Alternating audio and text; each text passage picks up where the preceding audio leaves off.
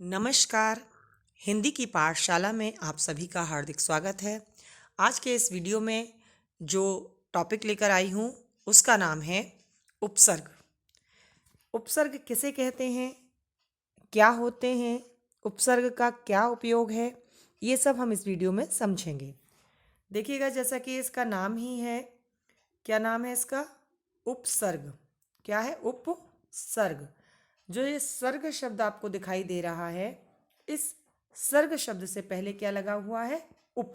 क्या लगा हुआ है? उप। तो ये उपसर्ग है। ठीक है। उपसर्ग जो है अंग्रेजी में जिनको कि आप प्रीफिक्स भी कहते हैं, ये उपसर्ग कहलाते हैं, जो कि शब्दांश के पहले जुड़ते हैं। उपसर्ग किसे कहते हैं, इसकी परिभाषा हम जान लेते हैं कि क्या है इसकी परिभाषा। उपसर्ग की परिभाषा को देख लेते हैं।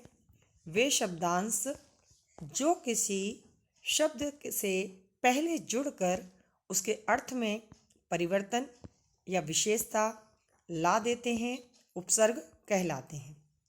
तो हमने जान लिया कि उपसर्ग किसे कहते हैं, यानी वे शब्दांश जो किसी शब्द से पहले जुड़कर उसके अर्थ में विशेषता या परिवर्तन ला देते हैं, वह क्या कहलाते हैं? वह उपसर्ग कहलाते हैं। उपसर्ग हमने समझ लिए। अब बात करते हैं कि उपसर्ग कितने प्रकार के होते हैं। अगर हम बात करें हिंदी की, तो हिंदी में जो उपसर्ग हैं वह 4 प्रकार के होते हैं। कितने प्रकार के होते हैं? 4 प्रकार के। कौन कौन से वह उपसर्ग होते हैं, देख लेते हैं। देखिएगा, पहले जो उपसर्ग है वह है संस्कृत के उपसर्ग। जो पहले नंबर के उपसर्ग हैं वह क्या है? वह है संस्कृत के उपसर्ग, जो कि हिंदी भाषा में प्रयुक्त होते हैं। इनको हम तत्सम के नाम से भी जानते हैं। किसके नाम से जानते हैं? तत्सम। ठीक है, जो संस्कृत के शब्द हैं। दूसरे जो उपसर्ग हैं वह हिंदी के उपसर्ग हैं। हिंदी के जो उपसर्ग हैं उनको हम तद्भव के नाम से जानते हैं, क्योंकि जो संस्कृत से उत्पन्न होकर हिंदी में प्रयुक्त हुए हैं। तो जो उपसर्ग संस्कृत के होते हैं उनको हम क्या कहते हैं? तत्सम शब्द कहते हैं। और जो उपसर्ग हिंदी के प्रयुक्त होते हैं उनको हम तद्भव कहते हैं। यानी कि उससे उत्पन्न, किससे उत्पन्न? इस संस्कृत भाषा से उत्पन्न। 2 प्रकार के उपसर्ग हो गए।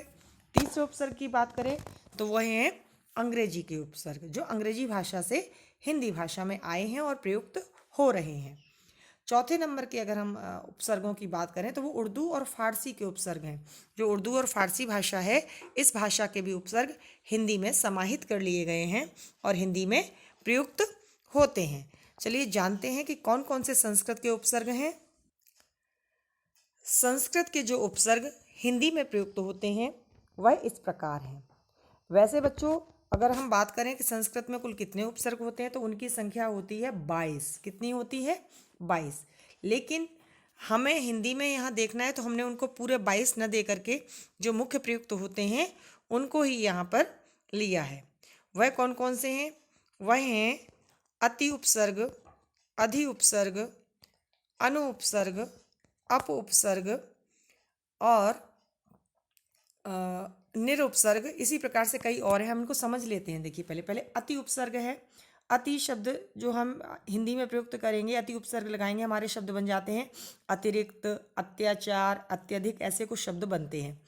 दूसरे उपसर्ग की बात करें, अधि उपसर्ग जो हिंदी में प्रयुक्त होता है, उसका मतलब जैसे अध्यापक शब्द में, अधिनायक या अधिकार शब्द में प्रयुक्त होता है।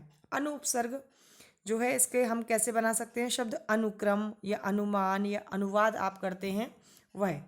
फिर अप उपसर्ग से निर्मित शब्द कौन से हो सकते हैं? अपमान, अपवाद या अपयश। अभी उपसर्ग लगा हुआ तो संस्कृत का, तो अभी उपसर्ग से हमारे क्या शब्द बन सकते हैं? अभिनव, अभिजात या अभियुक्त शब्द भी बन सकता है। अब उपसर्ग जो संस्कृत का है उसको हम कैसे प्रयुक्त कर सकते हैं? अवगुण, अवहेलना, इन शब्दों का प्रयोग कर सकते हैं।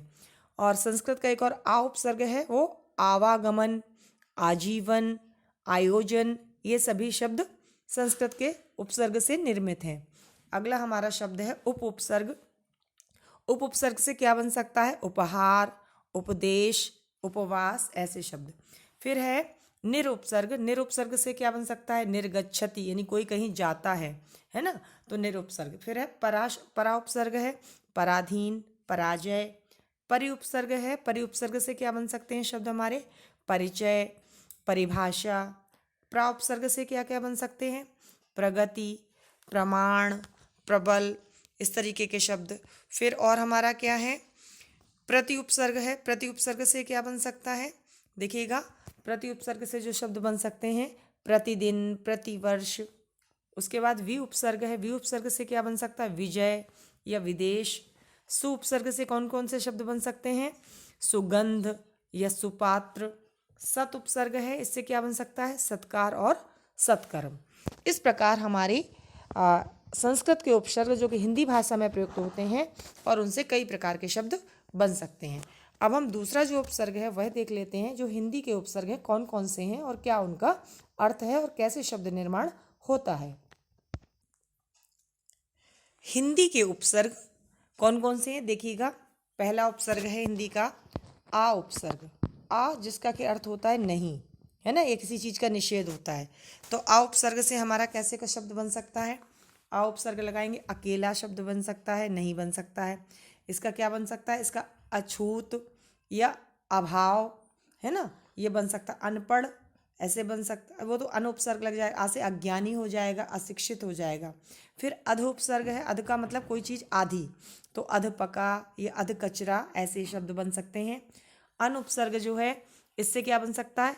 अनजान और अनपढ़ शब्द बन सकता है। फिर उन उपसर्ग है, उन उपसर्ग का मतलब होता है जो भी अगली संख्या हो उससे एक कम, तो 29, 39, है ना, ये सारे शब्द हमारे बन सकते हैं। फिर अगला जो उपसर्ग है वह है अव उपसर्ग। अव उपसर्ग से क्या बन सकता है? अवनत और अवमानना, ये शब्द बन सकते हैं। फिर कु उपसर्ग है, कु उपसर्ग से क्या क्या बन सकता है? कुचाल, है ना, कुचाल या कुलक्षणी, ऐसे शब्द हम बना सकते हैं। फिर चौ उपसर्ग है, जो 4 संख्या का बोध कराता है, तो इनसे क्या बन सकता है? चौपाई, चौगुना, चौराहा इत्यादि। दु उपसर्ग है, जिसका अर्थ हो जाता है बुरा या थोड़ा सा किसी चीज़ से कमज़ोर, तो दुबला या फिर दुविधा, ऐसे शब्द हमारे बन सकते हैं। नि उपसर्ग जो है, इससे क्या बन सकता है हमारा नया शब्द? निडर या निहत्ता या निकम्मा। पर उपसर्ग जो है, उससे कौन कौन से शब्द बन सकते हैं? यानी परदादा, परहित, परलोक। बिन उपसर्ग जो है, उससे कौन कौन से शब्द बन सकते हैं? उनसे जो शब्द बन सकते हैं वो बन सकते हैं बिन बाप का, बिना कोई गाना अगर हम नहीं गाएं तो बिन गाया, है ना, ऐसे शब्द बन सकते हैं। भर उपसर्ग है, इससे क्या बन सकता है? इससे बन सकता है भरपूर, भरपाई या भराव, इस प्रकार के शब्द हम इससे बना सकते हैं। अंतिम जैसे हमारा उपसर्ग है कौन सा है? सु उपसर्ग। सु उपसर्ग से क्या बन सकता है? सुपुत्र, सुपुत्री, है ना, ऐसे शब्द बन सकते हैं। अब हम अगले उपसर्ग देख लेते हैं, जो कि अंग्रेजी के उपसर्ग हैं, उनसे किस किस प्रकार के शब्द बन सकते हैं और वह उपसर्ग कौन कौन से हैं। अंग्रेजी के उपसर्ग जो कि हिंदी भाषा में प्रयुक्त हुए हैं वह कौन कौन से हैं जान लेते हैं। अंग्रेजी के जो उपसर्ग हैं वह हैं हमारे डिप्टी, चीफ, जनरल, वाइस, सब और हेड। देखिएगा, डिप्टी शब्द से कौन कौन से बन सकते हैं? डिप्टी का मतलब क्या हो जाता है? जैसे deputy commissioner, deputy inspector. Chief शब्द से हम कौन कौन से बना सकते हैं नए शब्द? चीफ मिनिस्टर या चीफ जस्टिस। जनरल से क्या बना सकते हैं? General manager, general secretary. Vice जो शब्द है, इससे कौन कौन से शब्द बनते हैं? वाइस चांसलर, वाइस प्रिंसिपल, है ना। सब से क्या बन सकता है? Sub inspector. ये हिंदी वाला सब नहीं है, ये अंग्रेजी का सब शब्द है। सब इंस्पेक्टर, सब कांस्टेबल। हेड शब्द जो है, हेड से क्या बन सकता है? हेड मिस्ट्रेस, हेड मास्टर, है ना, हेड कांस्टेबल, ये सारे शब्द।